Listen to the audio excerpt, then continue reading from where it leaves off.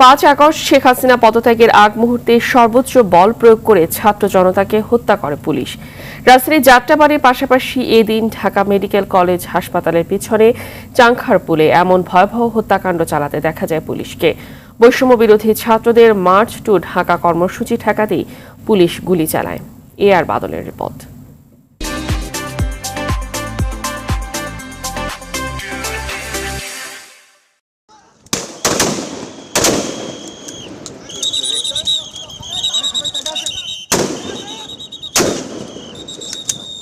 5 August বেলা 12টার দিকে বৈষম্য বিরোধী ছাত্রদের মার্চ টু ঢাকা কর্মসূচি ঠেকাতে চানখারপুল মোড়ে অবস্থান নেয় পুলিশের একটি টিম, যাতে কোনোভাবেই আন্দোলনকারীরা শাহবাগের দিকে যেতে না পারে।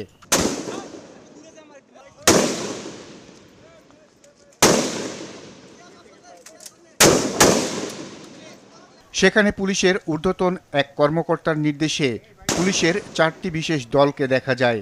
তাদের একটি দল টিয়ার সেল নিক্ষেপ করছিল,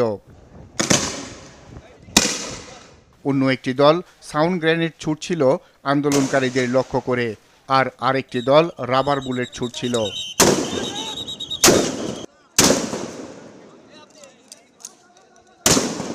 কিন্তু এই টিমে আরও কিছু পুলিশ সদস্য ছিল যাদের হাতে চাইনিজ রাইফেল।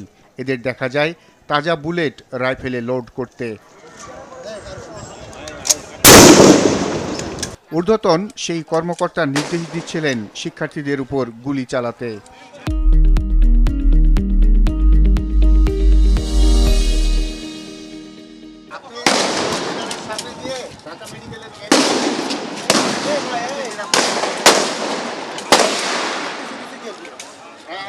এসব রাইফেল হাতে অন্তত 4 জনকে দেখা যায় নিখুঁত নিশানা লাগিয়ে মাত্র 150 থেকে 200 গজ দূরে আন্দোলনরতদের উপর গুলি চালাতে। বন্দুকের গুলি শেষ হলে আবারও লোড করে ম্যাগজিনের পর ম্যাগজিনের গুলি চলে শিক্ষার্থীদের উপর। এভাবে শিক্ষার্থীদের উপর গুলি চালানোর পর লাশ পড়লে সেসব নিয়ে মন্তব্যও করতে শোনা যায় এসব ঘাতক পুলিশ সদস্যদের।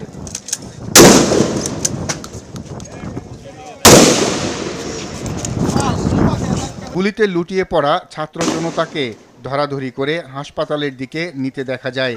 এ সময় ঢাকা মেডিকেলে গিয়ে দেখা যায় লাশের সারি।